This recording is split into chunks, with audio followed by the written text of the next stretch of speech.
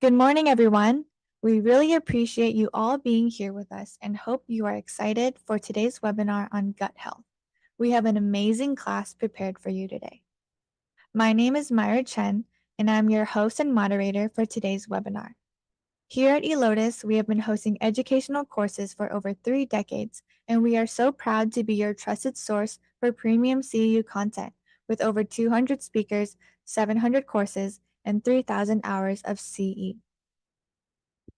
Allow me to introduce you to today's speaker, Peter Shark. Peter is a seasoned practitioner with over 15 years of experience in acupuncture, Chinese herbal medicine, functional medicine, and nutrition.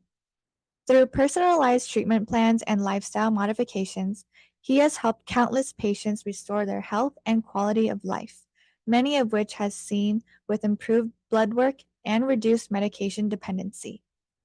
Alongside his wife, Nico, Shark operates Gulf Coast Wellness in Pensacola, Florida, offering both in-person and remote consultations.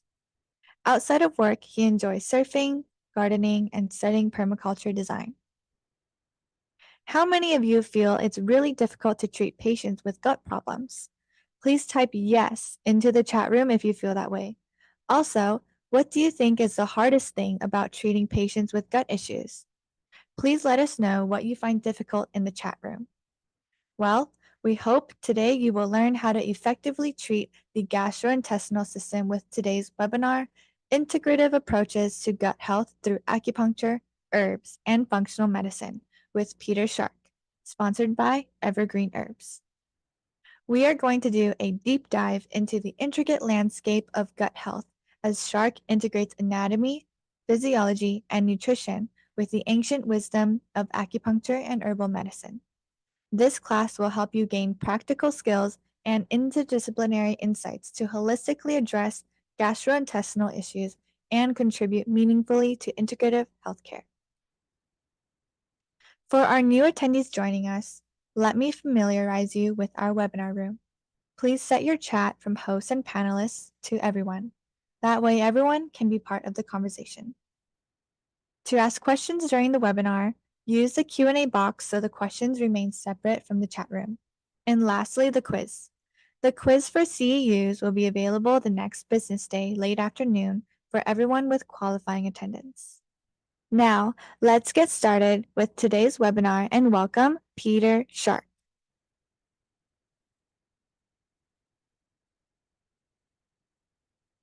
Okay, thank you. Yes, I'm on.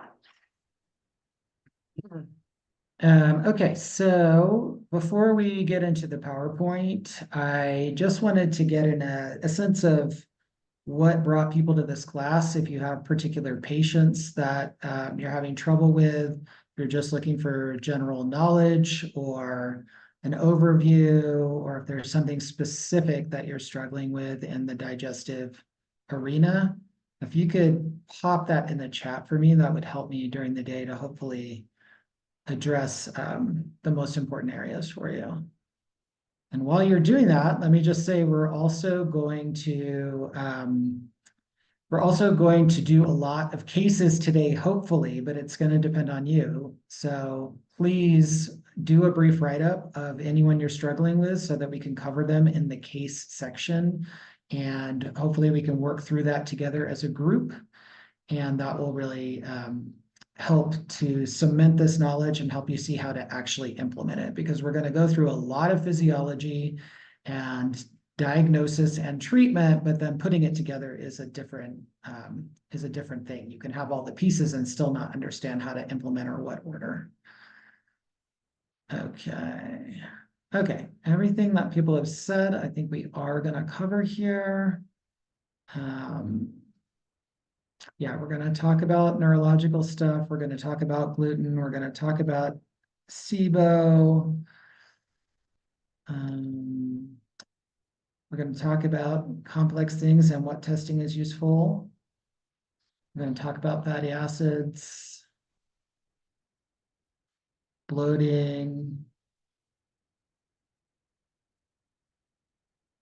Be more specific on the kidney deficiency. I want to know what you want to know there. Celiac, yeah, we'll probably touch on that. And if I don't, you can ask me questions. We'll get into it more. Yeah, we are going to talk about anxiety and digestion.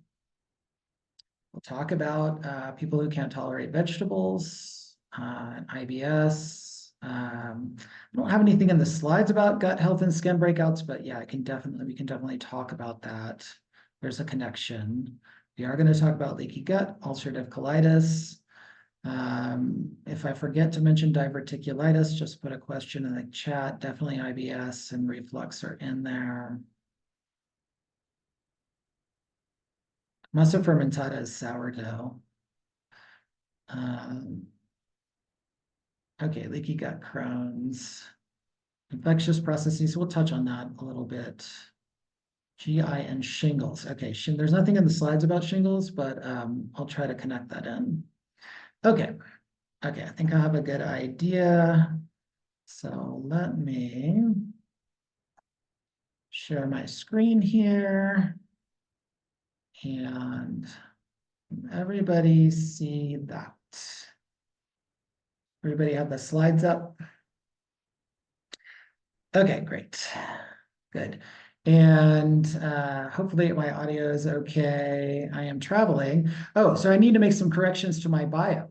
I no longer operate a clinic in Pensacola, Florida. I live in Mexico, and my clinic is 100% telemedicine, and we do actually treat a lot of consulting.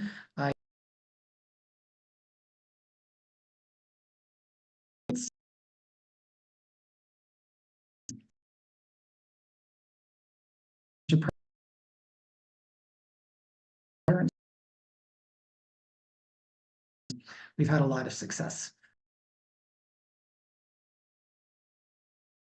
in traveling in Mexico.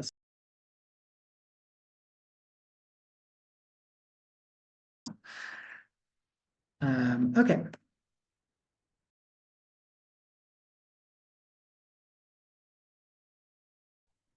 First, when we're live. All right, that's me.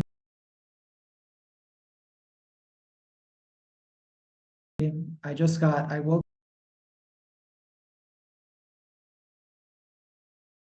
So the website, I think, is not up right now, but hopefully it'll be up by the end of the day.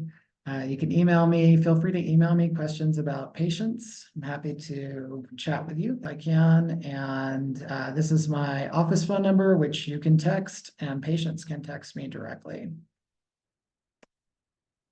This is how we're going to do the class. So first, because I'm not going to assume that everybody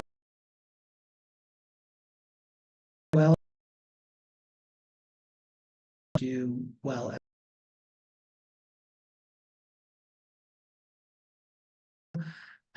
We're going to go back and go kind of top to bottom through diagnosis. What are the risk factors that we look for different disorders, and what are the major symptoms? And if there are really specific pulses for those problems, then I'll put them in there too.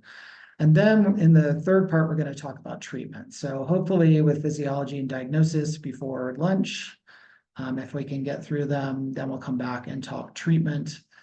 And try to review as we go through treatment, how treatment relates to physiology.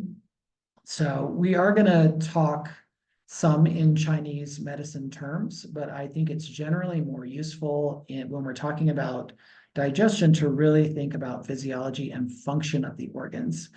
And I find that the terminology that we learn in school for these things really needs to be translated into more modern medical terminology in order for us to treat well.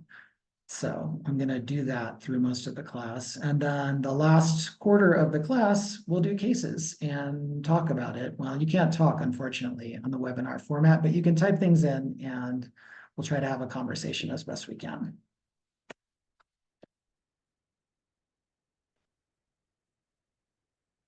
Okay, well, here's the digestive system, right?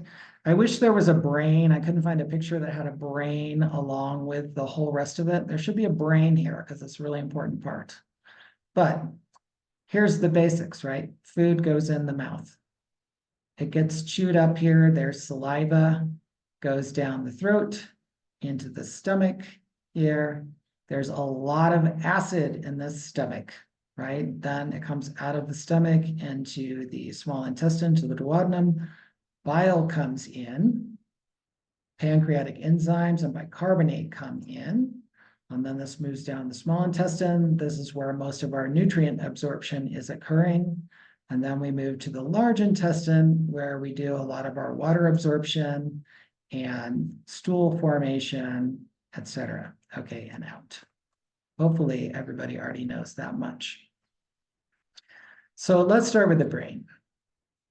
You cannot forget about the brain when we're talking about digestion, right? Everything starts here.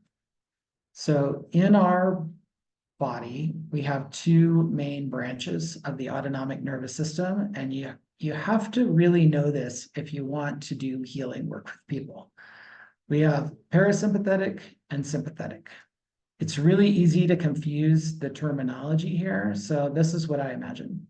Imagine you're jumping out of a plane with a parachute, which is much more relaxing than without a parachute. So sympathetic is like jumping out of a plane without a parachute. You're going to be very on edge. Parasympathetic is like with a parachute so that you can float down nice and relaxed. So parasympathetic is our healing mode. It's our digestion mode. It's the mode that we want the nervous system in order for the digestive system to work. So if we look at our little graph here, we can see what happens in these two nervous systems, right? Salivary glands in parasympathetic, they work. In sympathetic, they don't work, right? Stomach, digestive gastric juices get released in parasympathetic, inhibited in sympathetic. Liver, bile gets released in parasympathetic, inhibited in sympathetic, right? Same with intestines. All the peristalsis and all of your secretions in the intestines are happening in parasympathetic mode. These are more or less mutually exclusive. So if you are driving in your car in traffic, screaming at people, shoving food in your face, none of these digestive processes are really happening. And that is really important to remember when you're working with patients with digestive issues, is if you don't address the nervous system in some way, you're going to have a really hard time seeing results. And most of this nervous system stuff is happening outside of your office. So if you don't think to bring it up and discuss it with the patient, you don't even know what their habits are or how this is affecting them.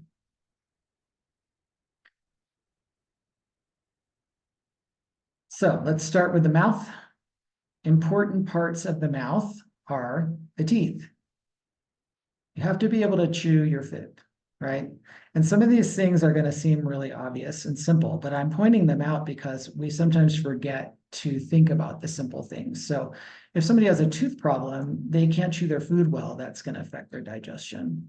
When you're chewing, that's when your salivary glands decide to work, right? And so that starts the chemical digestion process, especially breaking down carbohydrates. So if people have trouble with carbohydrates, one of your first thoughts might be, are they chewing their food and are they producing enough saliva? Importantly, different kinds of saliva get produced in different nervous system modes. So the saliva with the enzymes is going to be produced in parasympathetic mode. So again, if we're in sympathetic, we're not getting the enzymes, we're not breaking down that first phase of carbohydrates in the mouth. Esophagus essentially is just a tube, right, that pushes things down to the stomach.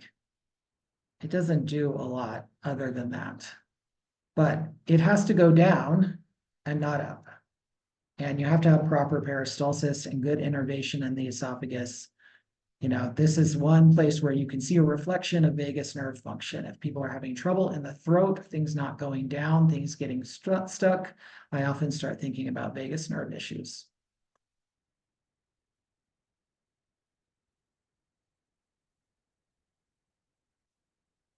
Okay. Let me see if we have another stomach slide here. Here we go. Okay, what's important to know about the stomach? This is where we really start looking at the cascades in the body, right?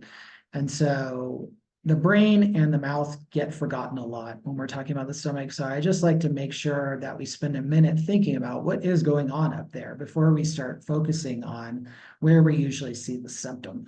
The stomach is usually the first place we're going to see the symptoms. So inside the stomach, we have gastric juices.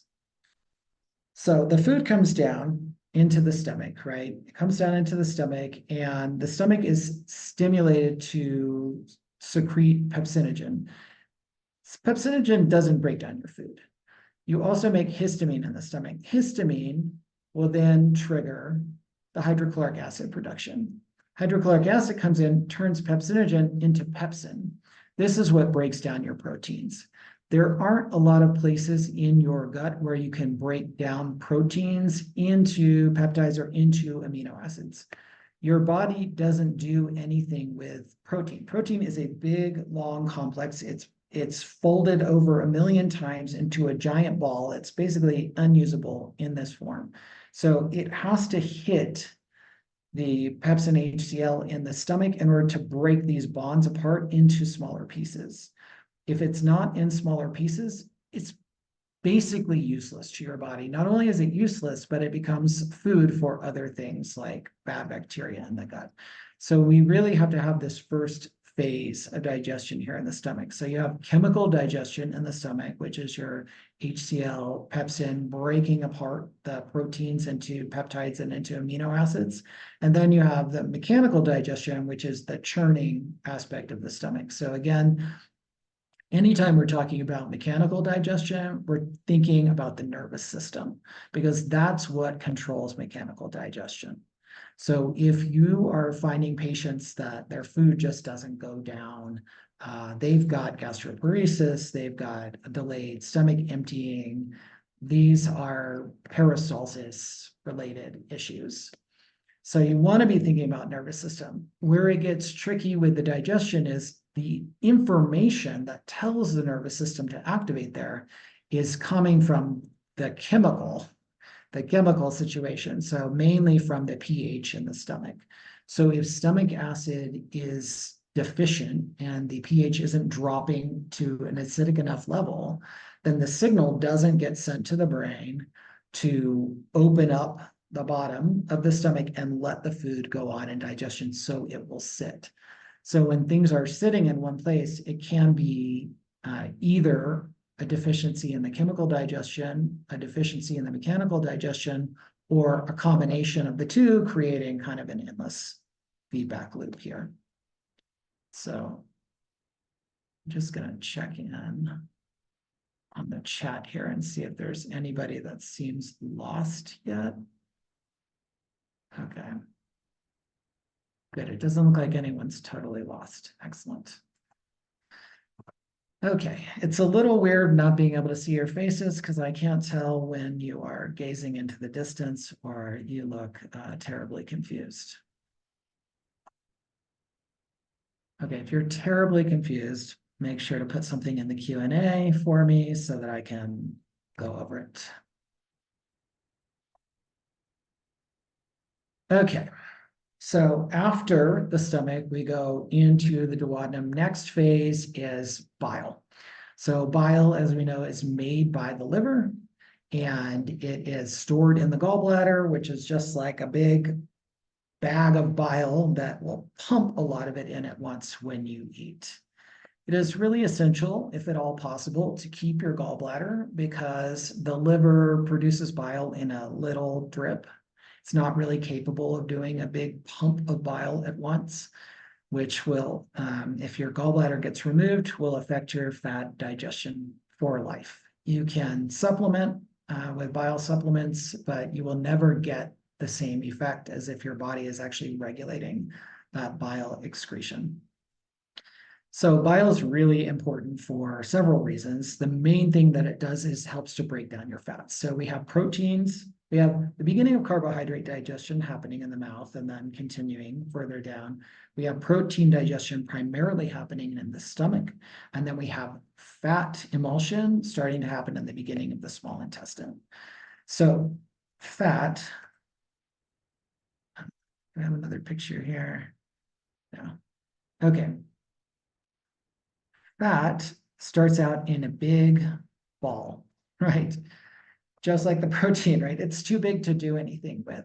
And so the bile comes in and it breaks it into these little particles that are now able to be used and broken down. So that's really important, right? To break down the fat so that it can be used. Another thing that happens when the bile comes in is it triggers more chemical reactions in this area, which then trigger the pancreas to do a couple of things. One is the pancreas. Oh, here you have it. Okay, so here we have the big fat lipid droplets with the bile salts, and they kind of emulsify them. Emulsify them meaning that they'll be more or less water soluble now, right? They can disperse into a fluid system. They're not just fat soluble at this point, right? And we can see here how that creates the ability to absorb these things, right? Here's a little picture of what happens as they're broken down. So we have these little separate little guys with tails, right?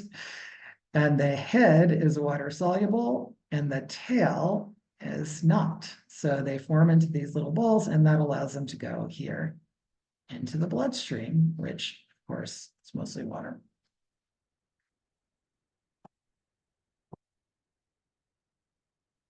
Okay, so once the bile is here in the small intestine, that triggers another chemical reaction for the pancreas to squeeze out a few different things, such as enzymes. So probably almost everyone here has seen pancreatic enzyme supplement products, which are really popular.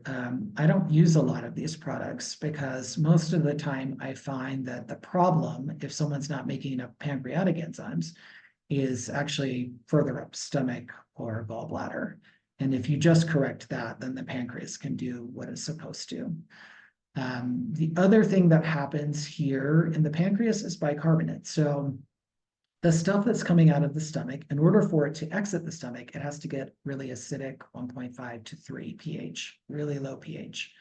Comes into the duodenum, very acidic. So you still have a lot of mucus layer right at the beginning there. Bile comes in, it triggers more chemical release here that triggers the pancreas. Pancreas comes in, puts in the enzymes. Once the fat is emulsified and the proteins are broken down into peptides, the enzymes, lipase, protease, break down those components more, right? But they cannot, pancreatic enzymes cannot break down the proteins and the fats without those earlier stages of digestion. So that is really, really important. You can take protease all day. If you haven't broken the protein apart into peptides, it's not going to be enough to digest it. You can take lipase all day. If you don't have enough bile to emulsify the fat, it's not going to be able to break it down. So that's really, really important because a lot of people are relying on these digestive enzyme products and they're not getting a lot of results. And that's mainly why. So the enzymes come in, bicarbonate comes in. Bicarbonate is there to neutralize the acid so that when the contents go down into small intestine, they're not then burning the small intestine, which has way less coating. Okay. Small intestine, as we know, is super long, and this is where most of our absorption happens. And this is the first place, right, that you learn in school separates the clear from the turbid. So what does that mean in English?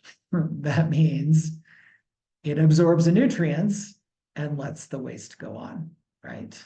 So that's what we're doing here. So this is a little picture here of what the surface of the small intestine looks like. Very important. Basically skin cells. So we think of our gut as inside our body, but it's kind of not. We're kind of like a donut with skin on the outside and then skin that runs down the middle, right? So we have these epithelial cells in the small intestine, and you can see here that there's no spaces, right? They're very tight, right? This is what we call tight junctures. That's really important to understand when we start talking about leaky gut. So these are single cells lined up right next to each other with not a lot of space so that only certain things can be absorbed. Doesn't just let anything through, it only lets really small things through. Okay, and so then we move from small intestine to large intestine. Large intestine mainly has a few functions. One, absorption of water, really important. Two, formation of stool, which is, of course, the waste products. One thing I didn't mention about bile that's really important and that really comes into play in the stool is that bile binds toxins. So once the bile hits the gut, it's emulsifying the fats there in the gut, but it is also binding up toxicity for removal from the body. And so this is happening through the stool. So the bile that is bound to toxins is going to go out through the stool. The bile that is emulsifying fats or anything that's left over is going to be reabsorbed and recycled in the liver to go for another round. That's really important to understand because if people are dealing with a lot of toxicity, they may need extra bile support because they don't have much to reabsorb because they're using it all to take things out. So if you're doing some kind of a detox protocol with somebody, you're going to want to have them on some kind of support for bile formation, bile flow. And we'll talk about those types of support later on.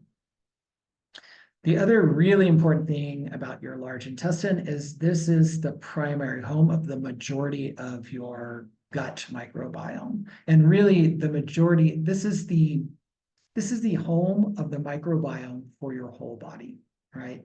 Everything in your body is basically migrating from here to the other areas. And then depending on the conditions of the other areas, like your skin or your mouth or whatever, you're getting different levels of different types of microbes.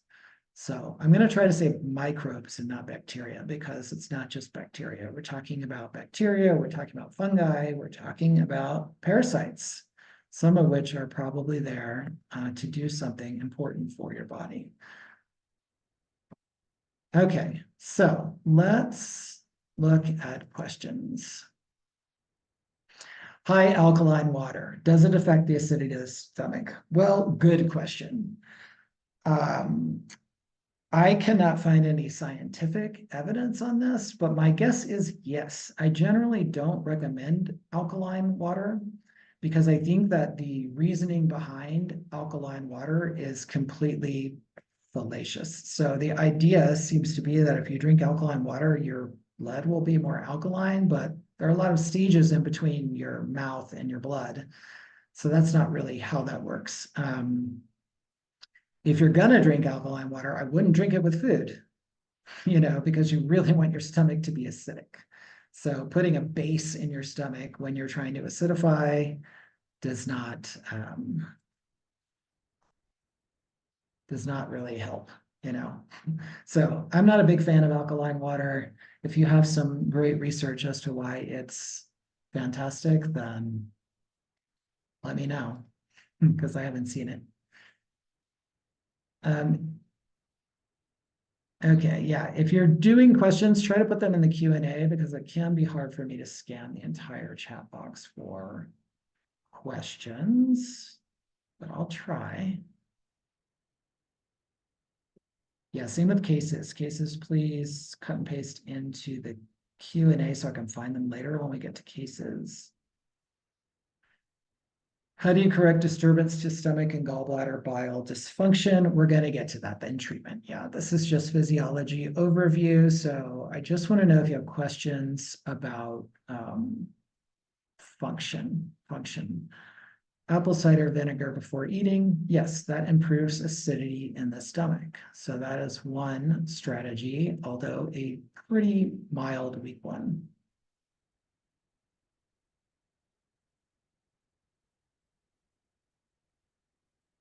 Okay. Other questions here on physiology? You guys still see the PowerPoint?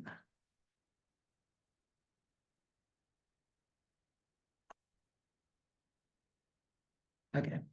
Okay, let me just pull up my physiology notes and see if there's anything that we didn't cover here.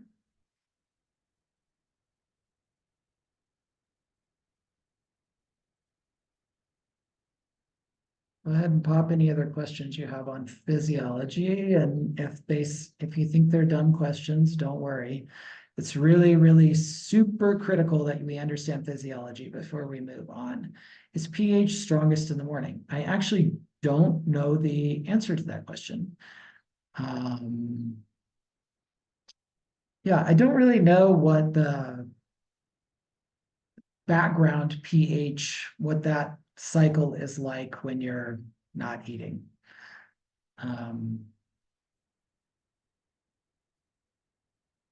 What about irradiated salivary glands? Cynthia, can you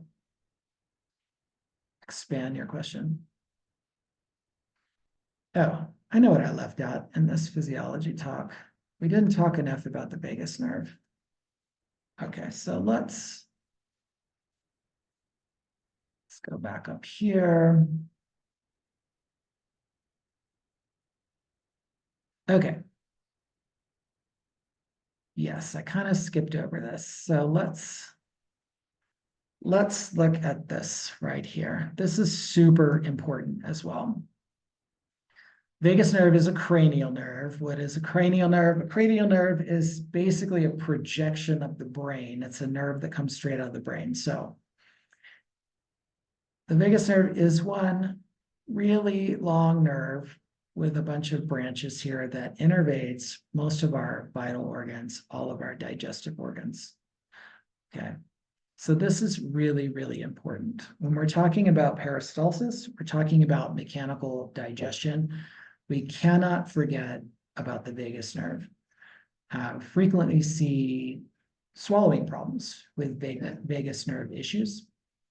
I see gastric emptying problems. We see motility problems like constipation. The vagus nerve cannot properly communicate to the digestive system unless you are in parasympathetic mode, rest and digest. Okay, that's really important. So when you have peristalsis issues, you have to go back to thinking about the nervous system. So when I think nervous system, I think acupuncture. And I think, what is this person doing to get into parasympathetic mode? What's their life like? What are they doing when they're eating? Are they sitting down? Do they take time? Do they breathe? Are they stressed out all the time? Do they need techniques to calm themselves down? Do they have anxiety, for example? If a person has anxiety, you know they're unsympathetic way too often.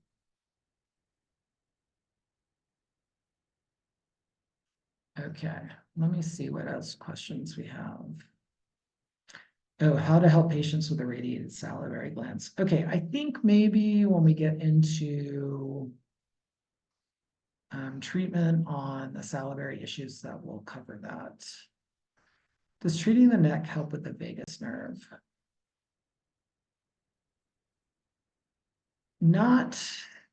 I haven't seen that. I haven't seen neck treatments and vagus nerve stuff be super helpful, no. Pretty much so, well, let me qualify that. If your treatment can put a patient into parasympathetic mode, you will help the vagus nerve. So just keep that in mind.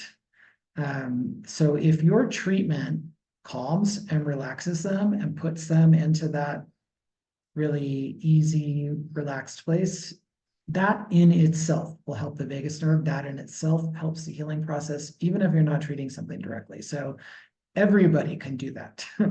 Every person here can put a person into parasympathetic mode with acupuncture, I hope. So that's the first thing that's important. As far as treating the vagus directly, we'll get to that a little bit later, but basically it's the points that we already know increase peristalsis, I think, are acting on the vagus nerve. So 4 doors, 8 doors being the heavy hitters there, but you can also do throat points. And you can also do like liver, kidney, ankle points, I think, work as well. Okay.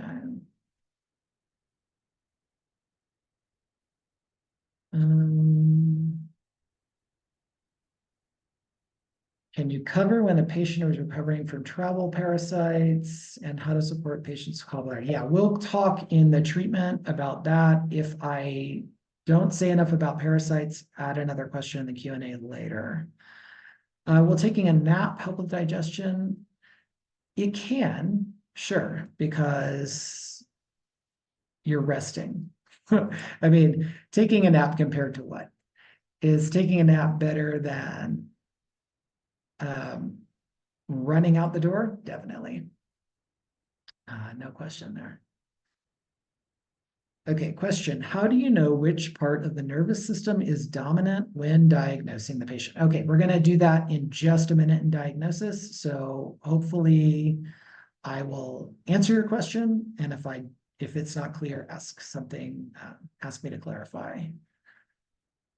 Okay, the different digestive juices that get triggered in the stomach phase and the small intestine phase of digestion. Yes. Okay, good. Yes, that's important. Not a sec. Got too many things on my computer at once that I'm trying to manage.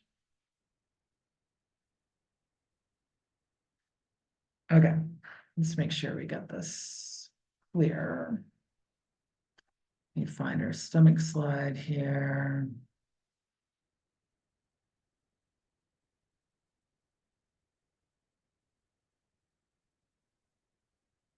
Here we go. Okay.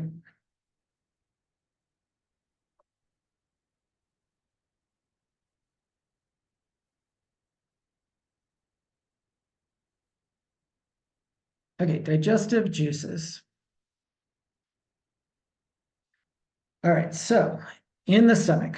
So the first thing is, don't forget the saliva, right? This is part of the chewing is part of the stimulation, comes down. When things hit the stomach, first we have gastrin.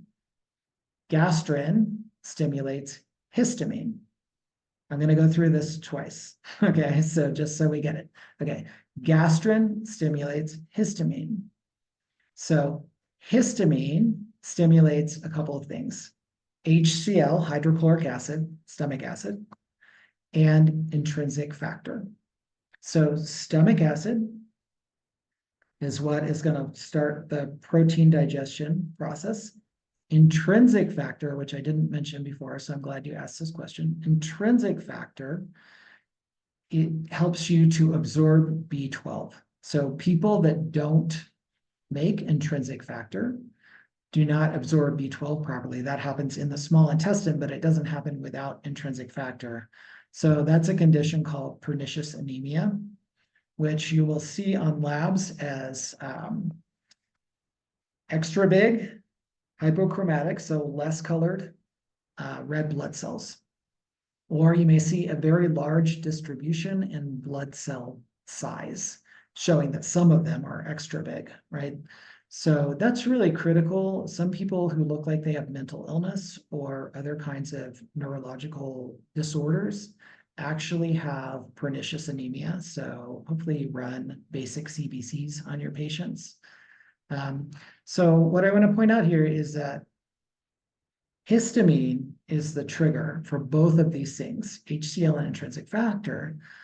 Many people are going to come into your clinic on histamine blockers, H2 blockers. So if you block the cascade this early, right at the beginning, you're not just getting less acid, you're getting no intrinsic factor, and you're not getting anything down the line. So that's really important to be thinking about on people that have H2 blockers. This is why H2 blockers are associated with so many health problems over time, such as osteoporosis and other things, because you need HCl to absorb minerals. So HCl, which is produced by the parietal cells in the gastric glands, brings the pH in the stomach down to about 1.5 to 3. So if we can't get the pH down to 1.5 to 3, a lot of things don't happen. The first is pepsinogen, which is also stimulated by gastrin, cannot turn into pepsin, and pepsin is what breaks down your proteins more directly into the smaller peptides. So if you don't have the acid, pepsinogen doesn't turn to pepsin. You don't have pepsin to break down your proteins are not getting properly broken down. So what does that mean? That means that you can't use your proteins, so you start showing symptoms of protein deficiency. Some of them could be mental, so mood disorders. If you don't have enough amino acids, you can't make neurotransmitters. If you can't make neurotransmitters, you start to have mood disorders, depression, anxiety, etc. So protein intake and protein digestion are always something that I'm thinking about with mental problems, right? Also, if the stomach acid doesn't drop the pH enough, then mucus production is not stimulated enough in the stomach. And so you start to get a thinning of the mucus production on the walls of the stomach, and you start to get damage. So this is super important to understand. People get diagnosed with gastritis or ulcers, and they're told it's because they overproduce acid. This is almost never true.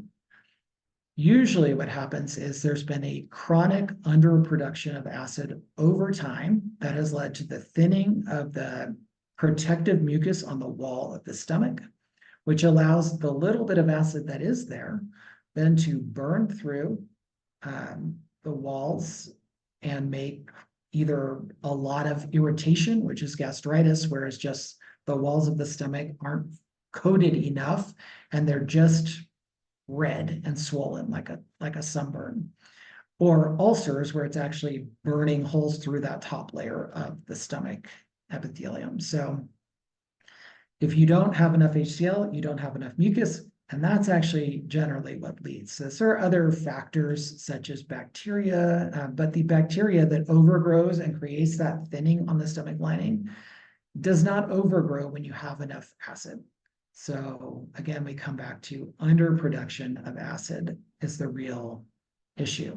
Another really important thing that's happening with that HCl in the stomach is it's killing things. So when you eat food, sometimes there's little bits of contamination in the food. Your stomach is supposed to be killing off those bacteria, parasites, amoebas, whatever they are in the food with the stomach acid. So most of those things are killed right there in the stomach acid. So if you have a patient that gets a lot of stomach bugs, if you have an adult who's getting stomach bugs, you can almost guarantee that they have low stomach acid because you should not be getting stomach bugs as an adult. It's really not supposed to happen. If you have a patient who gets some kind of digestive issue every time they travel, that's probably low stomach acid. So if you ever travel, like I'm in Mexico right now, and there's a lot of food and water contamination here with parasites and bacteria. But interestingly, the local people don't get sick nearly as much as people from other countries. And I suspect that that is because we have a low stomach acid for a variety of reasons. Another thing to think about with stomach acid is remember the nervous system. So we're thinking about being in parasympathetic mode. And let's think about the average American and how they're living their lives. Are they in parasympathetic mode very often? You know, it seems like we mostly go from like work stress to like watching some kind of TV that is highly stressful. to dealing with interpersonal stress, to traffic, and not a lot of time carved out for just really getting our physiology to calm down and relax. So when you're in sympathetic fight or flight mode, you do not produce stomach acid. And so all of these other processes are not happening, and you become more vulnerable to breakdown in the stomach.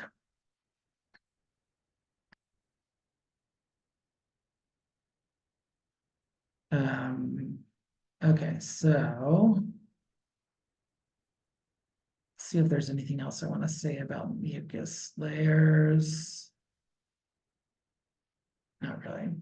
Just really important to know that mucus layer is stimulated by the acidity, and without it, you won't have it. Okay, so after stomach here. Okay, so we've got this. The most important part of the stomach picture is the hydrochloric acid and the pepsin, but it is really important to remember the effect that histamine has here and the effect that histamine blockers have on blocking these processes. Okay, here's our little chemical cascade in the small intestine. It's not as important that we know all the details of this. What's really important is that we know that we go from the stomach acidity, that triggers the bile, that the bile is going to emulsify the fats so that they can be broken down by the pancreatic enzyme. And that the stomach is breaking apart the proteins so it can be broken down the rest of the way by the pancreatic enzymes. And that it's the acidity triggers the bile triggers the pancreatic enzymes, and the bicarbonate, which then stops the acidity from moving further down the small intestine. So this is a part where you're thinking about intestinal ulcers, duodenal ulcers, can be a failure of any of these phases, can be a failure of if the contents are actually not acidic enough to trigger the bile, then they don't trigger the bicarbonate. They can sit in the duodenum too long without being neutralized and create an ulcer there. If the bile flow is insufficient, again, doesn't trigger the bicarbonate, you don't get neutralization of the acid in the duodenum there, so you can end up with ulcers there. Or if the pancreas itself isn't functioning properly, although I don't see that typically as the issue. Most often, if the pancreas isn't doing what it should here, it's a result of not getting the signals from the other organs. Okay, why do people with symptoms of low stomach acidity are prescribed a PPI and they feel better? So in my experience, if people feel better on a PPI, proton pump inhibitor, it's because their lining of their stomach has already thinned. And it's thinned a lot. So what happens is if you then lower the acidity, a lot of this discomfort that they're getting is temporarily relieved by lowering the acidity in the stomach, because now it's not burning through the thin mucus. But if we look at the process here, the HCl stimulating the mucus in the first place, we lower the stomach acid even more. The mucus is going to get even thinner. It's going to get worse over time. So usually what I see is PPIs work in the short term. They make people, and by work, I just mean they help alleviate some of the symptoms of usually reflux and indigestion. So in reflux, we have a slightly different problem. So if they're having heartburn or reflux. So we talked about how the bottom of the stomach doesn't open if it's not acidic enough, but if things sit for a long time with the bottom not opening, this is not, you don't actually have flaps, but I'm just going to use my hands to demonstrate here. So if the bottom doesn't open here, then the food sits, right? And that's kind of churning. Even if the acidity is not good, it is acidic a little bit, and it's churning here. The food doesn't want to go down. It's not really breaking down properly. So this is where you start to get kind of a fermentation process in the stomach. So the food is sitting, it's churning, it's dark, it's moist. There's not enough acidity to control bacterial growth correctly in the stomach. And so you start to get gaseous buildup in the stomach here. And so when you get this gaseous buildup, what it does is it blows the top open here on the stomach. You should have a tight sphincter at the top, holds everything down. So when everything builds up here, it blows the top open and you get splash or kind of backwards movement because the stomach is squeezing. So you get splash up or backwards movement of the stomach contents, which are not acidic enough, but are too acidic for the esophagus or the throat. And so that's where you're going to feel that. So the PPI will drop the acidity in those stomach contents and relieve the burning of the reflux. Do they keep the food from coming back up? No. Do they help the stomach digest better? No. Do they help the mucus produce more? No.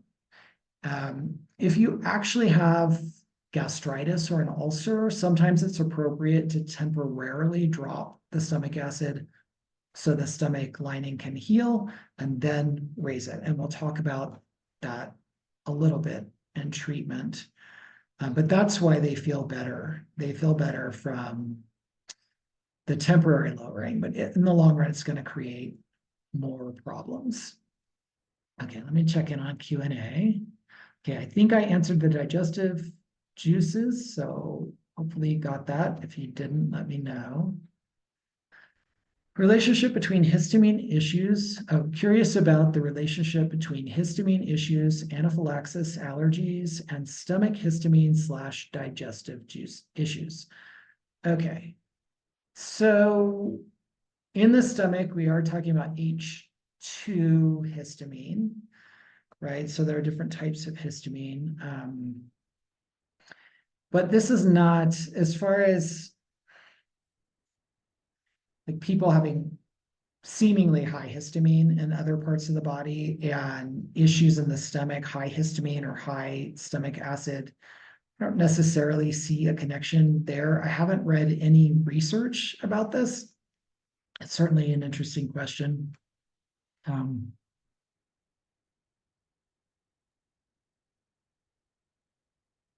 The histamine blockers that people take for their stomach, they're not, they generally don't affect those other things because they're only blocking H2. So I'm not sure if I can really answer that question very well. I'm also curious about it. So if you find any good research, let me know. What I don't see is I don't see people with kind of high histamine reactions. And if you read a lot about diets and digestion, you'll see low histamine diets and things like that for digestive problems. So I don't see people with high histamine gut reactions having high stomach acid in particular, for whatever that's worth. The important thing when I'm thinking about histamine and the gut, the thing I'm thinking about is the liver more than the diet. So we didn't really talk about this, but this is a good place to say it. The liver, one of the functions of the liver is to break down histamine. And so when you have people with a lot of high histamine type symptoms, so for especially food related, so they have, let's say, gut discomfort after eating. They tend to get rashy after certain foods, not really allergic rash, but just like a little kind of come and go, itchy, maybe rosacea. They tend to be more anxious, nervous types because it's a little bit excitatory, histamine, and have more kind of allergy symptoms. So these people, it's often recommended they go on a low histamine diet to reduce the amount of histamine coming into the mouth. But the histamine coming into the mouth is maybe 10% of your picture. What the real problem is what's going on inside the body, and that's primarily going to be regulated by the liver. So what we really want to look at with histamine is the liver breaking down histamine properly? And how we can tell that is Chinese medicine is better at understanding liver function than anybody. So you really have an advantage here. We know so much about how to diagnose liver dysfunction. You don't need to wait till a person's in liver failure or hepatitis to know that they have a liver problem, because we can catch it way, way, way ahead of time. So look at their liver symptoms and look at their pulse, if they have histamine issues, and see what you need to do for the liver. Is it weak? Does it need to be tonified, or is it inflamed? Does it need to be cooled off, or is it just stagnant? Most of the time in high histamine, it's going to be stagnant. It's just too slow. The liver is responsible for so many different things, right? It's got to do the detox. It's got to do the hormone packaging. It's got to do the breaking down of all these different cells and chemicals in the body. And so it just gets backed up. It gets slow. We have liver stagnation. And so that's super important. Hang on, I got to shut my window because somebody's drilling outside. Okay.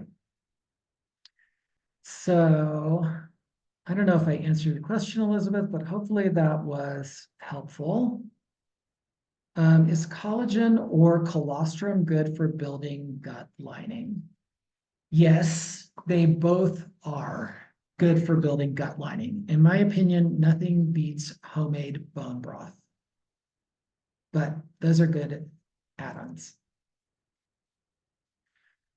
Question is, any other cases of low HCl or stomach acid besides H2 blockers and fight or flight mode? Yes, okay, good question. That's a very good question. There are lots of other reasons. So, I don't think I have anything on this slide that's going to help us here, but, and some of this stuff may come up in diagnosis, but it's fine to cover it twice. Okay, so when we're talking about low stomach acid, H2 blockers, fight or flight, really important. And I emphasize them actually because they are typically forgotten. People just forget to do it. But some really important things are not enough protein stimulation. So if you don't eat protein over time, you won't trigger as much HCl release in the stomach, and you will start producing less and less stomach acid. So when people are vegetarians, I'm highly suspicious of low stomach acid for a couple of reasons. A lot of people, I always ask people, why are you a vegetarian? A lot of times they don't feel well when they eat meat, and that's a red flag that tells you that they have stomach acid issues. A lot of people got on the vegetarian diet, a lot of their digestive problems seem to get better for some time. So if you're eating animal protein and you're not digesting it, then you're not going to feel well, right? And so the obvious solution seems to be don't eat it. But if you don't eat it, the stomach acid continues to fall because there's not enough protein to break down. And so your body gets in kind of this habit of low stomach acid. The other thing is, if you don't get enough zinc, zinc is one of the limiting factors in stomach acid production. And zinc is primarily, again, coming from animal sources in our diet or seafood, but I'm going to say anything that's not a plant is an animal. Okay, so that includes oysters or fish or whatever. So not dairy, all of that. So zinc is primarily coming from animal sources. And so vegetarian diets tend to be really deficient in zinc. And so they tend to create this kind of cycle where not enough zinc reduces the stomach acid. And then just to make it fun, you need stomach acid to absorb zinc. So once you get low in zinc, and you don't produce the stomach acid, you don't absorb the zinc, and now you produce even less stomach acid, and then just kind of keeps spiraling down.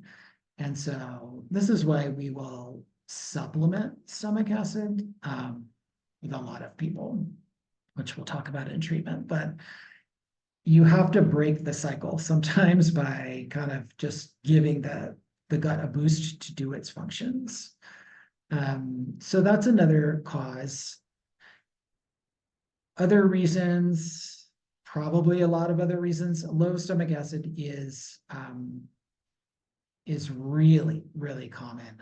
And I would say that the majority of patients that are coming into my clinic have it. And if they have any kind of digestive problem, they almost always have low stomach acid. It's very rare that somebody doesn't have it. So you could almost guess that they do. But when we get into diagnosis, we'll talk about symptoms so that you can recognize it a little bit more easily. Patients always want to ask me, why do I have this problem? Why did this happen to me? And mostly my answer is, I don't worry about why. I just worry about what is happening now and what do we need to do to fix it. To me, the why is only really important so that we can keep it from happening again. So if we know that something you're doing is causing it, then we can stop doing that. But there are a lot of factors. Genetics are probably a factor. But I haven't met an American yet where being in sympathetic mode too often is not a factor in their health. So I hope that answered that for you, Dana. Oh, you put this same thing in here. Yes, very astute. I have seen lower stomach acid with low protein intake, likely an adaptation, sometimes seen in vegan patients. Yes, definitely, definitely. So hopefully I explained why that is. Okay, so how can we diagnose heartburn is due to hyper or hypoacidity? We'll talk about that in the diagnosis part. Okay, another question here. If a patient has had their terminal ileum removed, oof, yeah, that's rough. They have SIBO and possibly Candida, and you are treating them for that. Is it expected that some green in their stools is normal as digestion is picking up in the bowels, or how much potential excess bile is okay as their digestion improves? Okay, Dina, let's cover this in cases because we're going to want to have the rest of the foundation of the class because this is complicated. But good question. Okay, so we're going to save that question for later. Okay, any other physiology questions from anybody? Or are we ready to move on to diagnosis?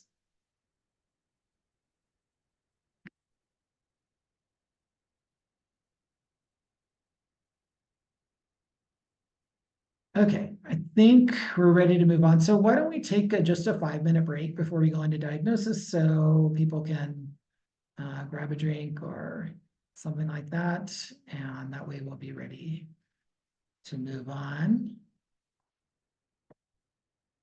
Does that sound good, official Lotus people?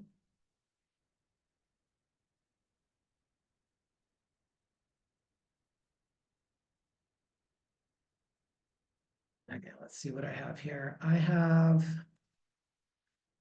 10:04 my time, 9:04 Pacific time. So why don't we come out back at 10 after and get into diagnosis so we could just take a quick stretch break, come back at 10 after and get into diagnosis.